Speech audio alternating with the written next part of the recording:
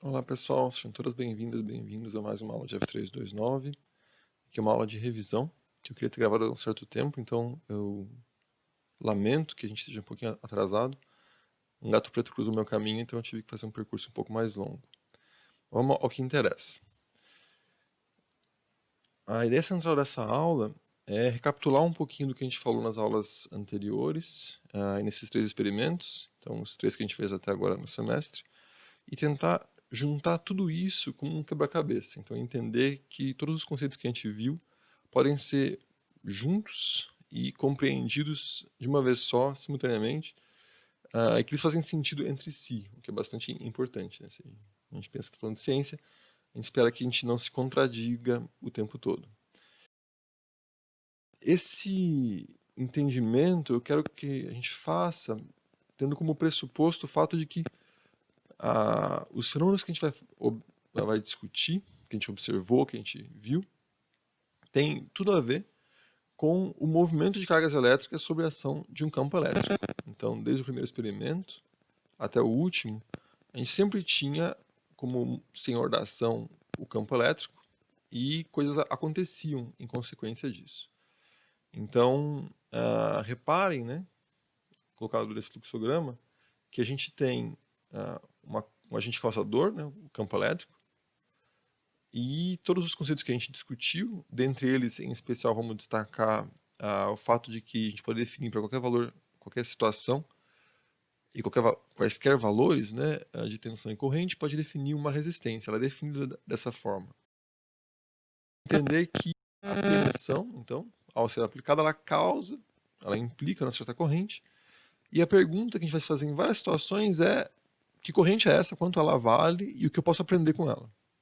Então, esse é o framework, por assim dizer, geral, que eu gostaria que a gente tivesse em mente ao longo dessa revisão. Então, vamos lá. O primeiro conceito importante, conceito-chave que a gente precisa ter em mente, tem a ver com aquele modelo que a gente discutiu de condutividade ou resistividade, enfim, de componentes. Nossa ideia era pensar que o componente era composto de um sólido com cargas livres, e uma vez que eu aplicasse uma DDP entre os seus dois terminais, surgiria um campo elétrico dentro dele, e esse campo ia colocar as cargas para se deslocar. Elas iriam se deslocar com uma certa velocidade, e em função da velocidade e de quantas cargas estão se deslocando, nós iríamos ter uma certa corrente. Então aqui a densidade de corrente, densidade de carga, velocidade e direção dessas cargas e a carga do elétron.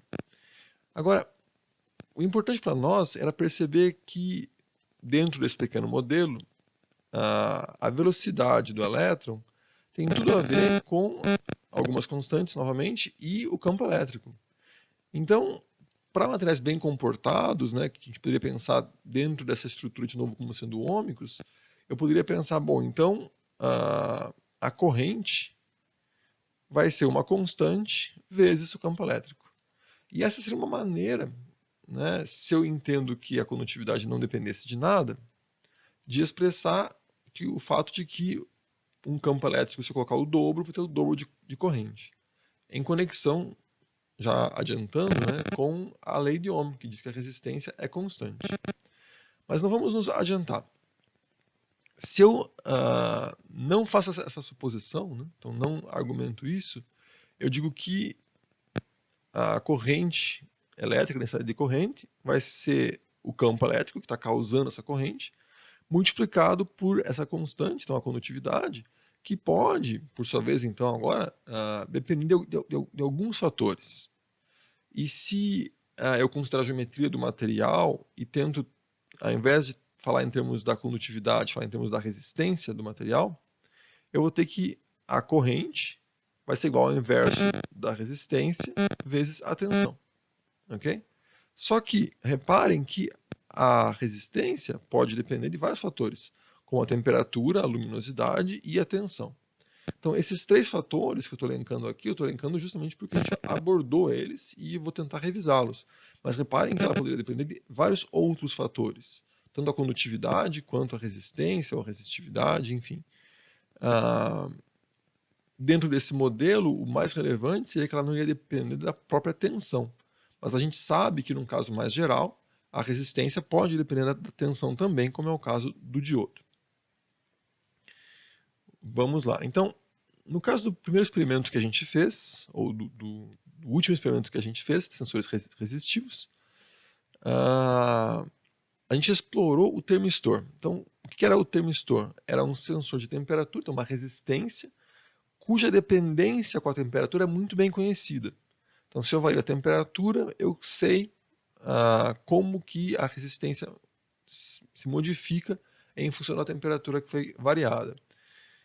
Reparem que isso se dava, a gente tentou expressar um modelo que chegava na conclusão do que eu acabei de falar, e esse modelo trazia o fato de que a densidade de cargas dependeria da temperatura de acordo com uma exponencial. A gente não discutiu de onde vem esse modelo, mas a gente entendeu que essa era uma maneira de tentar compreender ou tentar mostrar uma razão possível para essa dependência com a temperatura. E a conclusão a qual a gente chegava naquela análise que a gente fez era que a resistência, então, ia depender de uma exponencial com a temperatura e de dois fatores. Então, duas constantes aqui, que dependem do dispositivo em particular. Mas se eu quero saber como essa resistência varia com a temperatura, basta usar essa equação e conhecer as grandezas A e B. Então, reparem, eu sei qual corrente esperar, visto que eu posso saber a resistência, se eu sei a tensão. Então, eu vou aplicar uma tensão, eu vou observar uma corrente. Se eu já sabia a resistência de antemão, eu sei prever essa corrente. Se eu não sabia essa resistência, eu posso medir essa corrente e calcular a resistência usando a definição geral. E posso variar, então, a temperatura e chegar nessa relação aqui. E foi isso que a gente fez. A gente variou a temperatura, então, com uma temperatura que a gente media, e medimos de maneira direta a resistência do nosso dispositivo. Foi isso que a gente fez. E com isso a gente estabeleceu medidas, né? A gente determinou medidas de resistência e temperatura. A gente converteu essa temperatura para uma unidade mais relevante, né? Que seria a unidade de temperatura em Kelvin. E no processo de busca, né, para tentar determinar as constantes A e B dentro desse modelo, a gente linearizou essa equação. Então, a gente determinou o inverso da temperatura, né, que seria o nosso eixo x aqui, a incerteza associada a ele, tem que ser determinada também, não é a mesma que a da temperatura, nem a mesma da medida em Celsius. A gente determinou o ln da resistência e a sua respectiva incerteza. A gente faz uma linearização e obtém os coeficientes A e B. Reparem então que aqui há uma pequena diferença da nomenclatura usual, né? Em geral a gente chama o coeficiente angular de A e o coeficiente linear de B. Aqui está invertido justamente para tentar evitar uma outra confusão possível, que seria confundir os coeficientes angular e linear entre si ao confundi-los com o A e B da equação que está aqui em cima. Então havia duas confusões possíveis, a gente escolheu uma, espero que seja menos confusa para vocês. A questão aqui, reparem, o que a gente queria fazer, por um lado, era verificar se o modelo estava correto, então se os dados iriam seguir o comportamento esperado, e por outro lado, se a gente iria conseguir determinar os coeficientes A e B dentro do esperado para aquele dispositivo que a gente já conhece, basicamente. Feito isso, o que a gente vai fazer? Virar essa moeda. Se a gente sabe os coeficientes A e B, a gente pode inverter essa equação aqui e usar essa equação, então ela invertida, e determinar a temperatura a partir da resistência. Isso implica o quê? Que a gente tem o nosso dispositivo, é um dispositivo resistivo, cuja resistência varia com a temperatura, e se eu calibro ele, se eu sei o quanto a resistência varia em função da temperatura, eu consigo usá-la como um termômetro. E a gente tentou investigar se esse termômetro era bom para uma aplicação ou outra, enfim. Eu queria que vocês reparassem que esse termômetro aqui, né, ele também passa por uma transformação análoga a essa que a gente fez. A gente falou assim, olha, a resistência desse material muda com a temperatura, então se eu medir a resistência, eu conheço a temperatura. E no caso desse termômetro aqui, termômetro de álcool, né, reparem, não é de mercúrio, aqui dentro tem álcool com um corante vermelho, o que está variando é o volume. E alguém grudou uma régua nele, então reparem, aqui a gente tem uma espécie de balão, né, tem um reservatório de álcool aqui. Aqui tem um capilar preenchido com esse líquido e atrás tem uma régua. Então, esse dispositivo, esse termômetro, está fazendo o quê? Ele está convertendo, na verdade, expansão térmica em temperatura com base numa régua que está adequadamente calibrada. Então, se esse capilar fosse um pouquinho mais largo, né, a expansão ia causar uma subida, por assim dizer, diferente do menisco, e o dispositivo ia precisar de uma outra calibração, uma outra régua com outras marcações em função do diâmetro desse capilar. Então percebam que no caso desse termômetro também a gente não está medindo a temperatura de maneira direta, a gente está medindo a expansão desse líquido e convertendo essa expansão num valor de temperatura. É muito frequente, de fato, isso, que a gente observa uma propriedade, então, no caso, variação de resistência ou de volume com a temperatura, para inferir a temperatura. Né? Não é uma medida direta de temperatura. Ok, então, como que a gente mediu a temperatura? Bom, a gente mediu a temperatura usando o nosso ohmímetro, de maneira direta. Uma outra forma de medir o valor desse sensor, né, medir a resistência desse sensor, seria colocar uma chamada ponte de Wheatstone, que a gente discutiu também um pouquinho sobre ela. Qual que é a vantagem da ponte de Wheatstone? A grande vantagem dela é que ela não mede de maneira muito precisa o valor absoluto da resistência, como a gente precisava no caso do termistor. Mas ela é muito boa para medir variações. Por que isso? Porque a ponte do Wheatstone, na ponte do Wheatstone, a gente tem dois divisores de tensão, um R1 e R2, e outro do sensor e dessa resistência ajustável. Então, qual que é a ideia? No valor de interesse, o próximo do valor de interesse desse sensor, vamos dizer, a temperatura ambiente, ou um certo peso, se for uma balança, enfim. Perto do valor de referência, você pode mudar a resistência ajustável até que a DDP entre os pontos A e B se torne zero. Então, uma vez que a DDP é zero, você pode buscar um voltímetro muito, muito sensível, que se é sensível a microvolt, enfim, o quão sensível quanto você consiga pagar.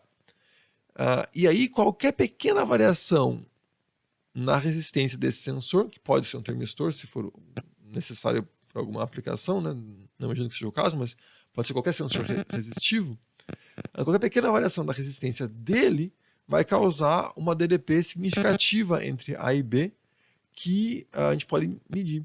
E reparem que quanto menor é a DDP que eu quero medir, então quanto menor é o fundo de escala, mais preciso, com maior resolução e precisão, se torna o meu multímetro. Então, a gente não explorou esse tipo de montagem no laboratório, mas é interessante destacar a situação na qual ela é muito, muito útil. Então, para medir pequenas variações de resistência, uma vez que um certo valor de base está estabelecido e a gente consegue ajustar a ponte, calibrar a ponte, de modo que a tensão fique zero para aquele valor. Agora, a outra estratégia que a gente usou para medir a resposta de um sensor em função da variação do que ele está medindo foi um divisor de tensão. Então, como esse está colocado aqui. E, de fato, divisores de tensão são muito, muito úteis. Então, ao longo dessa aula de revisão, eu vou tentar trazer à tona essa questão, como que a gente pode encarar diversos circuitos como sendo um divisor de tensão e de que maneira que isso é bastante útil para a gente. Lembra, então, que quem a gente explorou através do divisor de tensão era o sensor que é o resistor dependente da luz, o LDR. Esse é um sensor também, que de novo também é uma resistência, e cuja resistividade, então cuja resistência, depende da quantidade de luz que está incidindo sobre ele. Como que acontece essa dependência? A gente recapitula o nosso mesmo modelo, a densidade de corrente desse material também vai ser proporcional ao campo elétrico, só que agora, reparem que a ligação entre a velocidade e o campo elétrico, né, como eu estava falando antes, reparem que a densidade de portadores, que continua aparecendo aqui, vai depender da luminosidade. Então, quando eu incido luz nesse material, haverá mais portadores sendo gerados nele e, portanto, mais portadores, então mais condutividade e menor resistência. Então, não há uma dependência com a temperatura, pelo menos não que a gente queira explorar, mas uma dependência com a luz que incide nesse material. Então, esse aqui é como ele se apresenta, né, um pouquinho a carinha desse dispositivo. A gente usou ele dentro de um divisor de tensão, então a gente colocou ele aqui. E a gente poderia destacar, né, o que eu estava tentando expressar em alguns momentos, que a gente poderia encarar o divisor de tensão como um todo, como sendo um sensor. O que significa isso? Que eu estou alimentando esse sensor, que é todo o divisor de tensão, com uma certa tensão aqui, tem um terminal comum aqui, e eu meço a DDP entre o terminal comum e um terminal de saída. Repare que, olhando dessa maneira, meio que não importa muito onde está o sensor e onde está a resistência. Eu poderia inverter os dois, na verdade.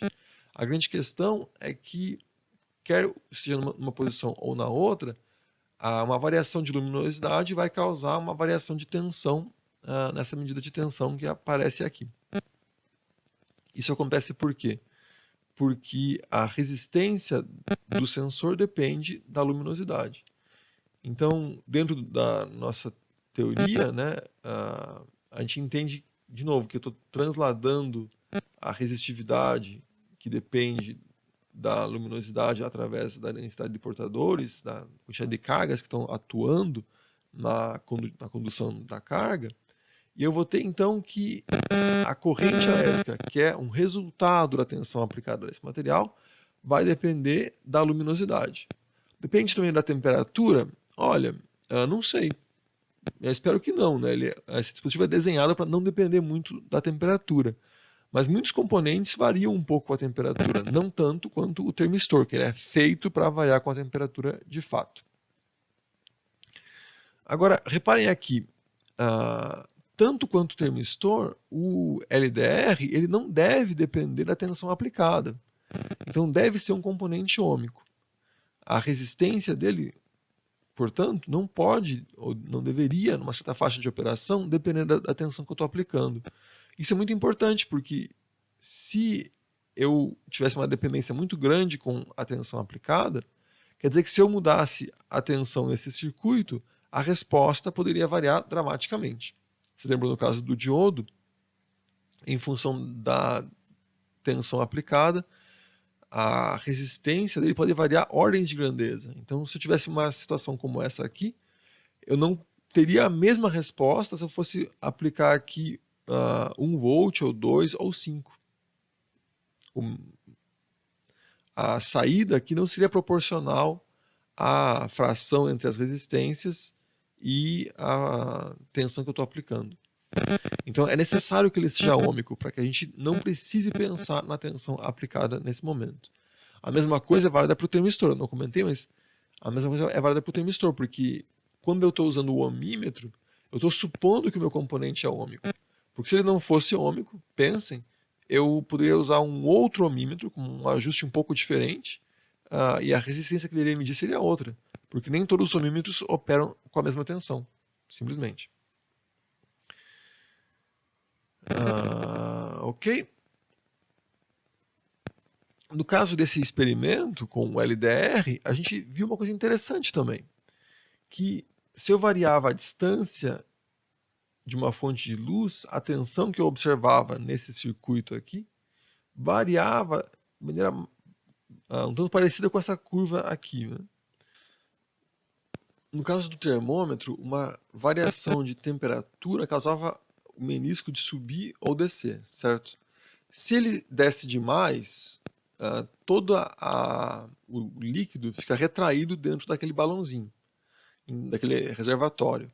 Então eu não consigo mais usar o termômetro. Por mais que, que o álcool não tenha congelado ali dentro, ele está se retraindo e ele simplesmente sai da faixa útil daquele termômetro. O mesmo pode acontecer no sentido contrário. Se eu aquecer ele demais, ele quebra, né? Simplesmente. Então, pensem que qualquer sensor tem uma faixa em que ele está operando adequadamente. No caso do nosso sensor LDR, a gente estava usando ele para tentar intuir a posição da fonte de luz. Reparem que há uma faixa em que ele está operando adequadamente e uma faixa em que ele deixa de operar corretamente. Seria como se fosse tão frio que todo o líquido ficou retraído dentro do reservatório, do termômetro, e eu não consigo mais saber a temperatura. Tô fora do regime em que esse sensor está funcionando adequadamente. Muito bem. Agora, vamos pensar um pouquinho mais nesse divisor de tensão aqui.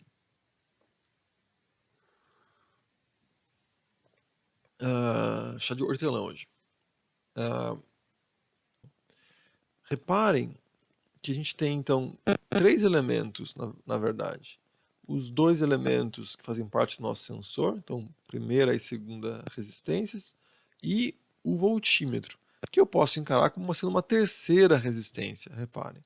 Então, eu tenho um conjunto total de 3 resistores, R1, R2 e R3. E o interesse, então, é observar que, né, o interesse para aquilo que eu quero mostrar agora, é pensar que a tensão em V2 tem a ver não com R2 apenas, mas com o resistor equivalente entre R2 e R3.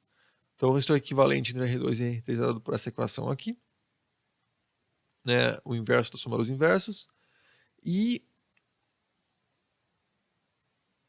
a tensão V2 vai depender, então, desse equivalente e de R1. Por que é interessante pensar isso? Porque o voltímetro, eu posso pensar que ele entra na jogada aqui, ele pode contribuir de alguma forma com o valor que está sendo observado na tensão de saída, e ele faz parte desse blocozinho aqui, então, visto dessa maneira. Então, se eu penso no divisor de tensão como sendo isso agora, né, então tem essa terceira resistência aqui, e o ponto de tensão aqui depende do valor dessas duas resistências, eu posso tentar associar isso, então, com os circuitos que a gente viu na primeira parte. Que circuitos eram esses? Os circuitos para medir a curva IV dos componentes. Então, se lembrem que a gente tinha 2 circuitos, um no qual a gente iria medir a corrente total, que é o caso aqui, ó, meça a corrente total, e meço a tensão no componente. E aqui, reparem, eu usei um desenho um pouquinho diferente daquele que está no material feito para o experimento 2, só para deixar explícito que um voltímetro ideal, ele tem um resistor interno associado, que estava sendo destacado, como antigamente, né? Mas a gente considera que um voltímetro ideal tem uma resistência interna extremamente alta e, portanto, a condutividade dele é negligenciável, né? Mas um voltímetro real tem uma certa resistência. Então, para representar uma associação entre um voltímetro ideal e um resistor, para torná-lo real, eu preciso colocar o resistor em paralelo com ele. Então, essa ilustração talvez fosse mais adequada, de certa forma, para não levar vocês a pensar que o resistor teria que estar em série. Então, colocado dessa maneira, eu acho que fica um pouquinho mais claro. A questão toda aqui que eu estou tentando levantar, então, é pensar que esses 2 circuitos, na verdade, são o mesmo. Ó. O sensor que eu tinha aqui, agora eu vou colocar como sendo o amperímetro, está aqui. Aqui está o R2, que é o dispositivo que eu quero testar, e aqui está o voltímetro. Então, reparem, quando que esse circuito aqui é bom? Esse circuito aqui é bom quando essa equação aqui está dando um valor de V2 perto do V2 real. Ou seja, quando o valor de R2 é suficientemente pequeno perto de RV para que o equivalente seja o próprio R2 e não uma mistura de R1 de RV com R2. Percebem então que usando o conceito do divisor de tensão, eu consigo já perceber como que esse circuito aqui, né, ele é afetado pelo valor do dispositivo que eu quero testar e do valor da resistência interna do voltímetro.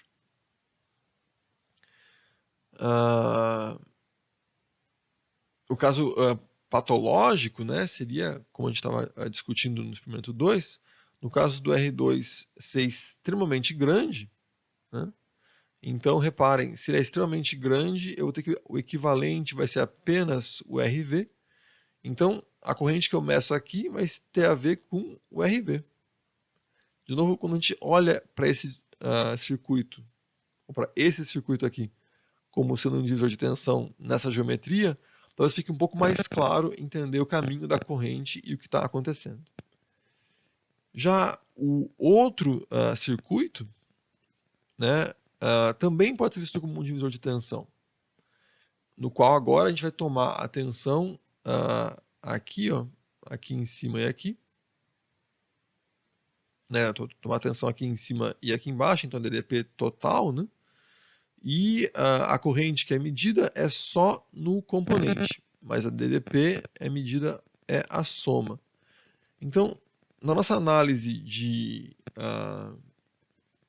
divisor de tensão, o problema desse divisor de tensão aqui justamente é que eu não estou medindo a tensão dividida, a tensão que me interessa dividida, eu estou medindo a DDP somada. Então, eu não sei bem quem é V2, porque eu não quero colocar o voltímetro naquela posição. E eu esperaria que V2 fosse igual ao V1 que eu estou medindo. Então, eu estou medindo V1, que seria a tensão aqui em cima e embaixo do divisor de tensão, mas eu gostaria mesmo de saber quem é V2. E, você pode imaginar, isso só vai acontecer quando a resistência do amperímetro for muito, muito pequena frente a R2. Então, quando R2 for suficientemente grande para que essa fração aqui, reparem, dê 1, então eu vou ter que a tensão lá em cima é a mesma que a tensão nesse ponto aqui. Então a medida de tensão feita pelo voltímetro nessa posição aqui se torna uma boa medida. Ok? E aqui seria seria o circuito equivalente. Aqui seria o circuito equivalente, de novo mostrando o resistor interno do voltímetro colocado em paralelo, para ficar um pouco mais claro talvez, e o do amperímetro sempre em série, porque é o caso, né? Um amperímetro ideal tem uma resistência nula, e se eu quero imaginar um amperímetro real, eu coloco uma resistência em série com ele. Vamos lá. Então, agora, reparem que eu estou fazendo um caminho inverso, né? Eu comecei pelo termistor, depois falei sobre o LDR, agora estou falando sobre os circuitos que a gente usou para testar os componentes, e agora sobre os componentes. Então aqui, a ideia é lembrar de como se comporta um componente puramente resistivo e ôhmico. Então, de novo, reparem, eu tenho o agente causador, que é a tensão que eu estou aplicando, então a tensão que causa um campo elétrico. Essa tensão aplicada, ela vai causar uma corrente que vai fluir nesse componente. E como ele é ôhmico, reparem, de novo, a resistência é sempre dada pela fração tensão dividida pela corrente. Se o componente for ôhmico, a questão é que a resistência vai ser constante, então essa fração vai dar sempre o mesmo número. E, portanto, se eu dobrar a tensão, a corrente dobra simplesmente. E se eu fizer o gráfico resistência em função da tensão, eu vou ter uma reta, então todos os valores medidos são consistentes entre si. Então, reparem acho que é fundamental repetir isso toda vez que a questão surge, que R é igual a V sobre I não é a lei de Ohm, é a definição de resistência. Essa definição é válida para todo dispositivo, toda situação. Ela é uma maneira de expressar o fato de que a propriedade resistência é a fração entre tensão e corrente, no sentido de que a tensão causa a corrente e a dificuldade que a corrente tem de passar, ou quão pouco corrente passa, é dada pela resistência desse material. Nada nos diz, nessa altura do campeonato, se a resistência é ômica ou não. Quer dizer, se eu dobrar a corrente, se eu dobrar a tensão, o que vai acontecer com a corrente? Ok? Agora, para alguns componentes, para alguns dispositivos, para alguns materiais, ditos ômicos, isso é constante. E então, eu tenho aqui que R é constante. Acho que é muito importante frisar isso, porque se eu falo isso para vocês e vocês não entendem, mas vocês acham que entendem, o que não é a mesma coisa exatamente do que entender. Entenderam? Eu friso, né, até com esse tom de brincadeira, porque me parece muito importante fazer essa dicotomia, entender o que é a lei de Ohm e em que situação eu posso calcular uma resistência. E entender que é um pouco mais geral. Um caso interessante que a gente pode pensar, justamente tentando separar o que é a lei de Ohm e o que é a definição de resistência, é o caso de uma lâmpada. Então, uma lâmpada é formada por um fio de tungstênio. Tungstênio é um material que obedece à lei de Ohm. Então, tungstênio é um material ômico. Se eu for passando tensão nesse material, eu vou observando uma corrente que vai passando também. E no começo, para baixas tensões, então aqui entre 0 até 100 milivolts, eu observo uma relação linear entre corrente e tensão. Então, eu estou mostrando, olha, esse material aqui está se comportando de maneira linear, está se comportando como um condutor ômico. Mas se eu continuo colocando mais tensão, a corrente aumenta ainda mais, mas ela perde o regime linear. Reparem. Então, isso diz que esse material deixou de ser ômico? Não, ele não deixou de ser ômico, porque a lei de Ohm nos diz que a resistência é constante para a temperatura constante e para luminosidade constante e outros fatores constantes também. Então, eu expresso isso dessa maneira como está escrita aqui, que a corrente vai ser uma consequência da tensão aplicada e relacionada com ela por uma resistência que depende da temperatura. No caso de uma lâmpada, há uma clara dependência com a temperatura. De fato, a lâmpada é feita para esquentar, né? Então não se surpreenderia que há temperatura envolvida na questão. E o caso do diodo, pessoal? Nesse caso, a gente tinha uma baixíssima condutividade, então muito pouca corrente circulava no componente para baixa tensão. E como a tensão ia aumentando, você via um aumento exponencial, né, muito marcado da corrente. Então a gente via que a resistência não era linear,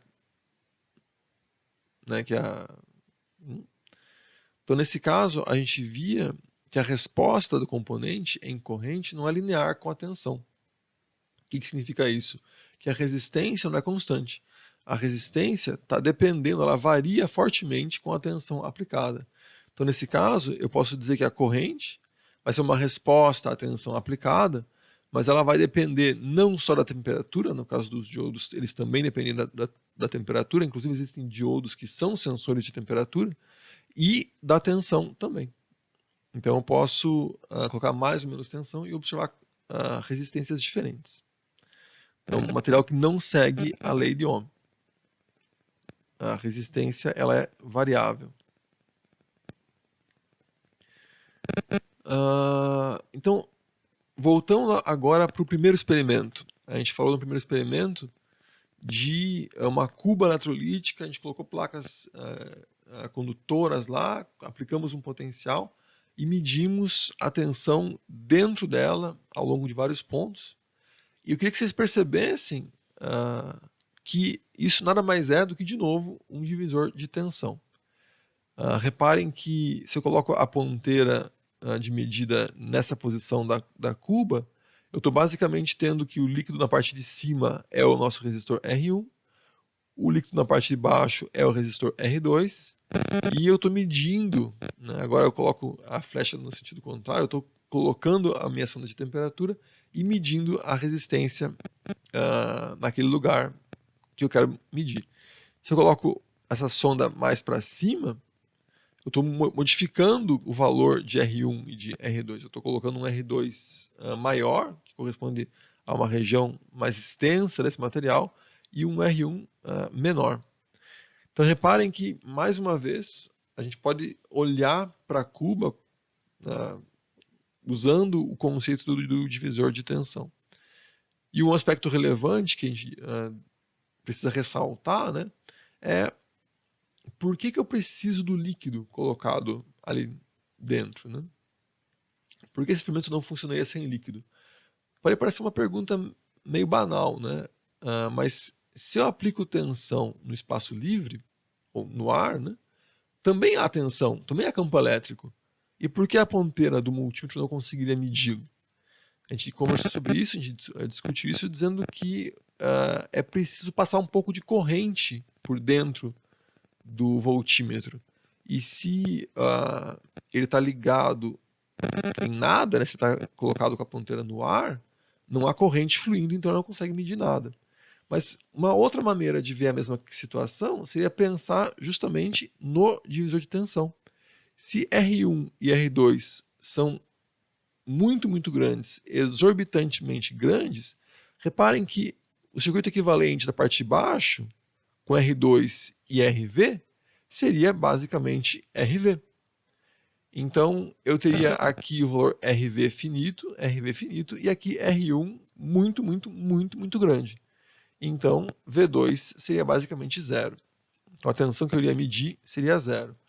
Então, esse conceito de divisor de tensão, olhando por essa forma, ajuda inclusive a entender por que sem líquido, né, se eu tenho uma situação com ar ali, como o ar tem uma resistência muito maior do que o líquido, eu me coloco numa situação em que é impraticável fazer com que esse experimento funcione, simplesmente pela análise de divisão de tensão. Agora, a gente explorou mais do que isso nesse experimento, né?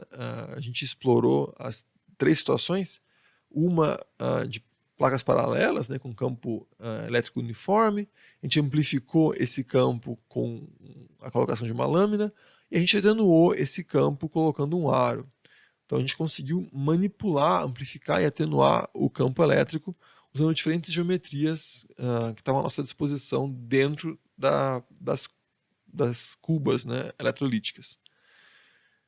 Então, nesse momento, pessoal, eu queria, de novo, dentro dessa questão de tentar fazer o curso de trás para frente, né, tentar começar do final e terminar no começo, lembrar o nosso ponto de partida. Então, o nosso ponto de partida tinha muito a ver com a metodologia científica.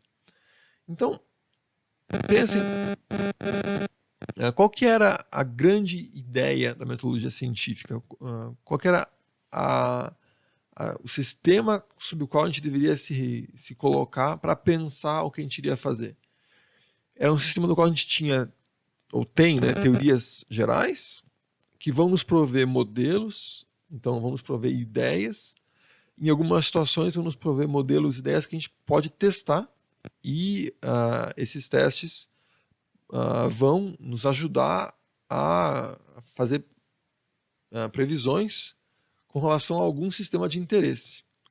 Essas previsões vão ser confrontadas com experimentos, né?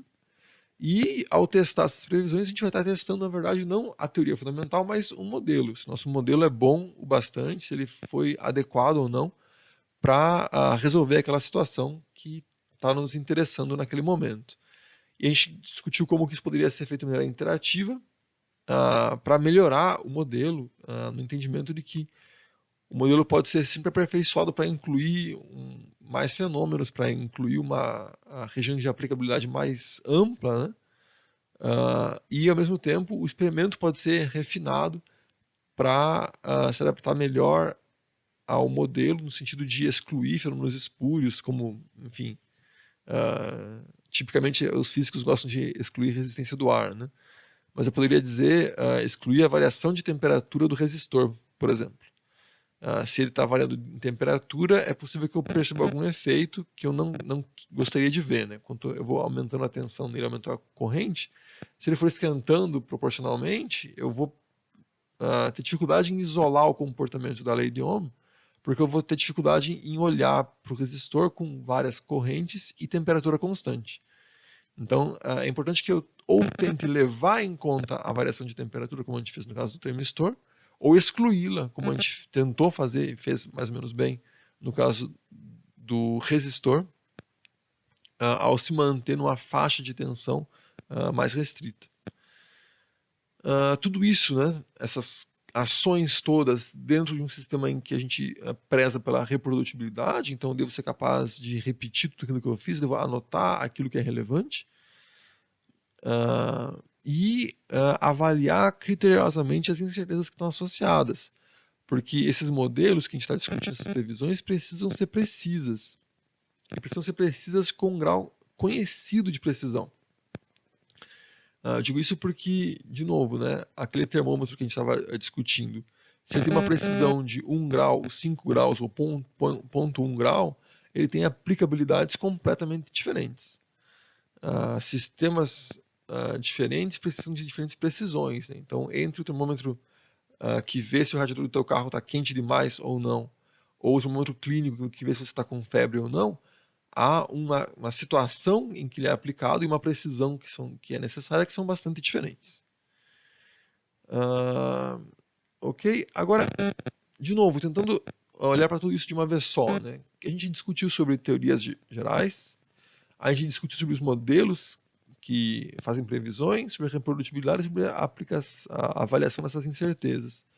E a gente utilizou isso, a gente viu isso em várias situações. Olha que interessante. Numa delas a gente calibrou um termômetro, a gente calibrou o termistor para ser visto e utilizado como um termômetro. E reparem como é interessante esse caminho de volta que a gente fez com o termistor, né?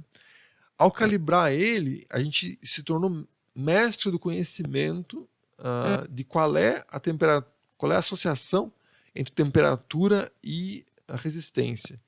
E uma vez que a gente fez isso, a gente consegue fazer esse caminho de volta, medir a resistência e saber a temperatura. A gente dominou o conhecimento desse componente e a gente consegue aplicá-lo fazendo esse caminho de volta. Então a gente transforma ele de fato num termômetro ao conhecer o comportamento dele.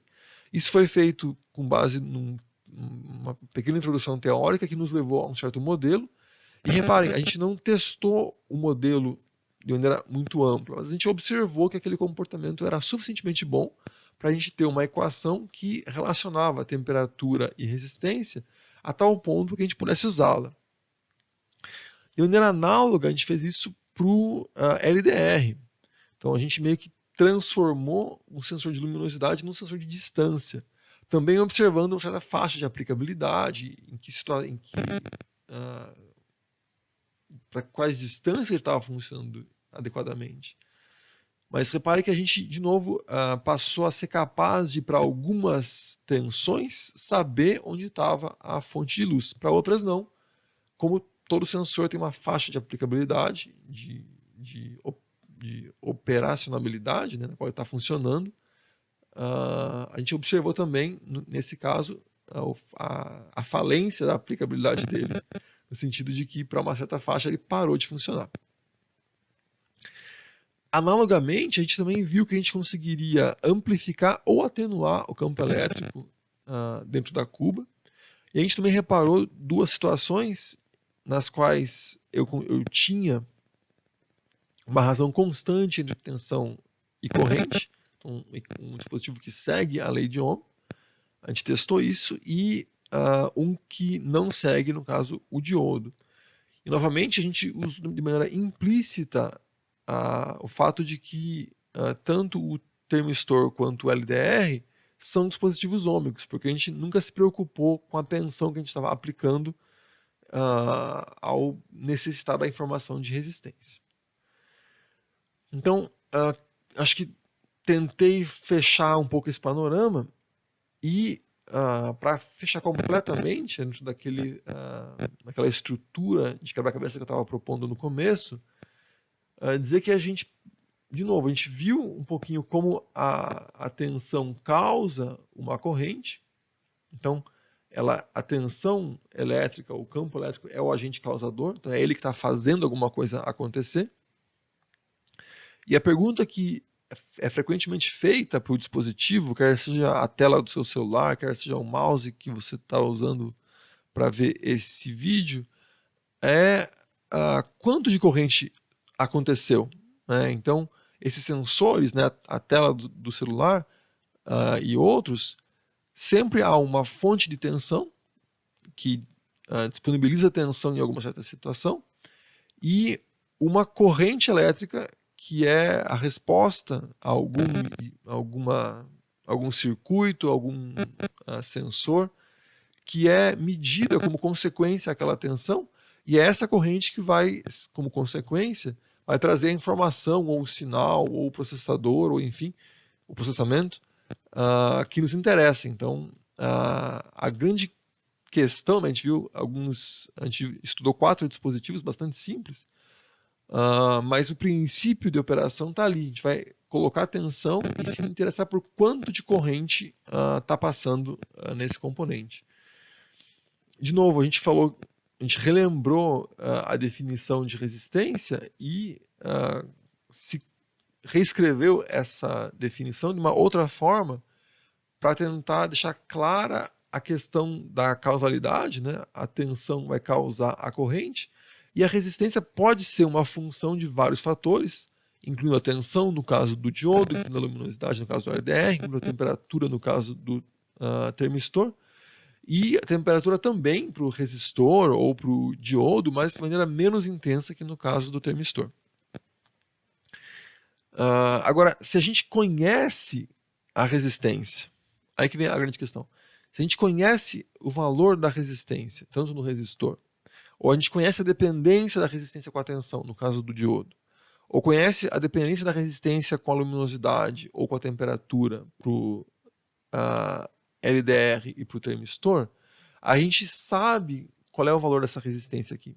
Então a gente sabe o quanto de corrente eu devo observar para uma temperatura, uma luminosidade ou uma tensão dadas em função da tensão que está sendo aplicada. Então, a questão científica relevante vem desse aspecto. Se eu conheço a resistência através do meu modelo, através da calibração que eu fiz anteriormente, e eu aplico a tensão, eu devo ser capaz de prever qual é a corrente que eu vou observar. E sabendo qual é a corrente que eu vou observar, eu posso melhorar esse modelo, enfim, ou posso de novo inverter essa equação e, ao medir a corrente, saber qual é a resistência e saber, portanto, qual é a temperatura, enfim, que está, ou a luminosidade que está incidindo no meu dispositivo, né, ou no qual ao qual o meu dispositivo está sujeito. Então, do ponto de vista científico, essa informação, né, esse estudo aqui, nos levaria a melhorar, alterar ou rejeitar o modelo. Então a gente está tentando compreender como a tensão está causando aquela corrente em diversas situações. E do ponto de vista de engenharia, a gente pode se perguntar se a tensão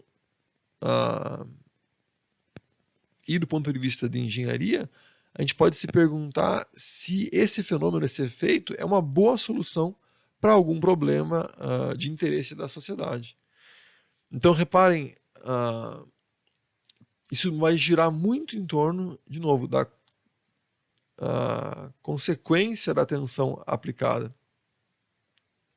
E, por um ponto de vista, eu posso tentar querer entender melhor como que está acontecendo para um novo dispositivo, para N dispositivos. E, sobre um outro ponto de vista, eu posso me perguntar se isso que eu estou observando, esse modelo, esse dispositivo, pode ser usado em alguma situação em particular para resolver algum problema. Então, com isso eu queria tentar juntar todos os conceitos dos 3 experimentos e prover a vocês, né, estudantes da próxima geração, que eu espero muito que ultrapasse a geração atual, tem uma visão de todo do que a gente pretendia com esse bloco do experimento. É isso, pessoal. Então, muito obrigado e bom estudo para as avaliações que nós teremos ainda na disciplina.